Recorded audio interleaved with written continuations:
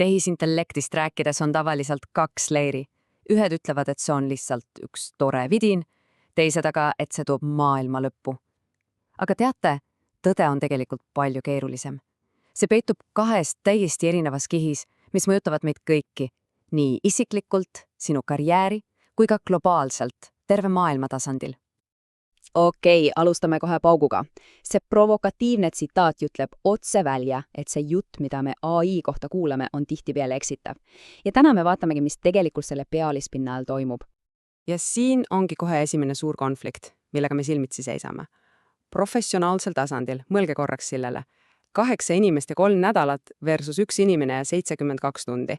See ei ole enam mingi väike eelis, see on täiesti uus mängureegel. Ja see viib meid esimese põhimõtteni. Vanad ärireeglid kirjutatakse tehisintellekti poolt täielikult ümber. Varem oli kiire olemine lihtsalt plussiks, aga täna on see ellujäämise tingimus. Ja siin on üks number, mis peaks teid natuke mõtlema panema. 80% turgudest domineerib konkurente just see ettevõte, kes esimesena oma uue pakkumisega välja tuleb. Mitte see, kellel on tingimata kõige parem toode. Ei, see, kes on esimene. graafik siin näitab seda eriti imekalt. Esimene turule tuleja haarab endale lausa 2–5 korda suurema turuosa kui teine. Ja just tehisintellekt teebki selle esimeseks saamise palju kättesaadavamaks kui kunagi varem, sest see lühendab turule tuleku aega üles 70%. Nii, liigume edasi teise olulise põhimõtte juurde. Äri on tegelikult nagu sõda vaimse ruumi hõivamise nimel. Võidab see, kes võtab sinu klientide mõtetes kõige rohkem ruumi. Ja selleks tuleb tänapäeval eelistada pidevat sisu väljastamist selle täiuslikuks lihvimisele. Mida see siis päriselt tähendab? No vaata, tehisintellekt automatiseerib sisu taaskasutamist. See lased ühel inimesel või väikesel tiimil oma digitaalsed jalajälge ja kliendikontakte meeletult suurendada. Ühest pikast videost saab teha 10 lühiklippi. Ühest artiklist tosin postitust ja seda tundidega, mitte nädalatega. Aga siin on üks väga oluline hoiatus. See analoogia on ülihea. Tehisintellekt ise ei mõtle sinu eest. See võimendab seda, mis sul juba on olemas, sinu strateegiat ja selgust. Kui su sõnum on selge, võimendab see edu. Aga kui su plaan on segane, siis võimendab see totaalselt ebaõnnestumist. Olgu, nüüd teeme ühe suure sammu tagasi. Zoomime välja.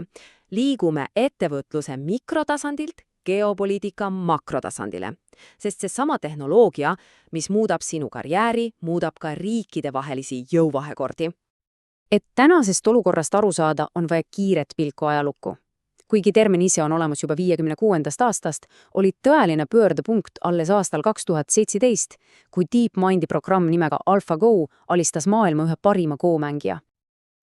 Ja just see hetk ongi ülioluline. Võib tunduda imelik, et mingi lauamängu tulemus nii palju muutis, aga see oli tegelikult tohutu šokk. See oli hetk, mis pani Hiina nägema tehisintellekti täiesti uues, strateegilises valguses.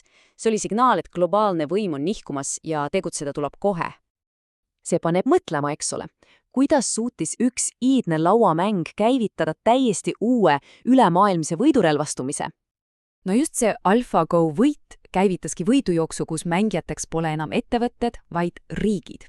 Praegu joonistatakse uut maailmavõimu kaarti ja selle uueks valuutaks on algoritmid ja andmed. Selles uues maailmas ongi 2 põhimõttelist rolli. On need, kes loovad tehisintellekti süsteeme, nemad kontrollivad infrastruktuuri ja seavad reeglid. Ja siis on kõik teised, kes neid süsteeme lihtsalt kasutavad. Nemad annavad oma andmed ja tegutsevad etteantud raamides. See on väga oluline vahe. See tabel näitab hästi, kui erinevalt 3 suurt jõudu sellel malelaual mängivad. Ameerika lähenemine on turupõhine, seda veevad ees tehnika-hiiglased nagu Google ja Amazon, nende tugevus on innovatsioon. Hiina strateegia on riigikeskne, nemad kasutavad ära oma tohutut andmemahtu ja kiirust ja Euroopa üritab olla see, kes kehtestab reeglid, keskendudes regulatsioonidele ja eetikale. Aga kõige huvitavam on tegelikult see viimane rida.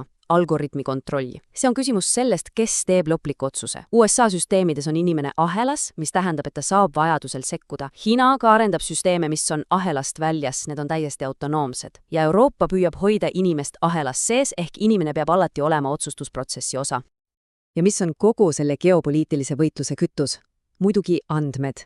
Kes kontrollib andmeid, see kontrollib ka tehisintellekti arengut. Ja siit muutub asi väga-väga isiklikuks. Vaadake seda täiesti uskumatut näidet.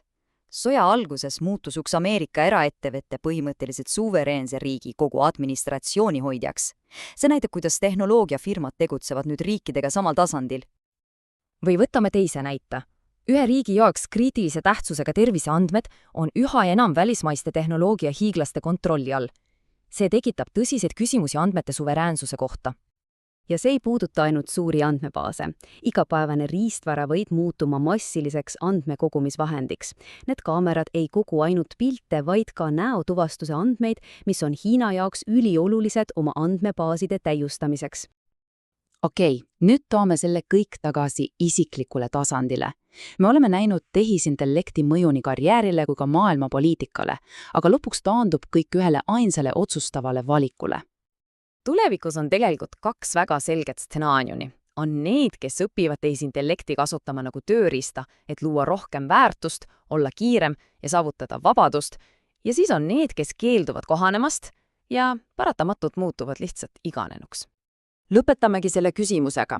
Tehnoloogia ise on neutraalne, see on lihtsalt üks uskumatult võimas võimendi. Küsimus on selles, mida me sellega teeme. Kas me kasutame seda oma selguse, kiiruse ja loovuse võimendamiseks või laseme sellel võimendada meie segadust ja tegevusetust? Valik on sinu.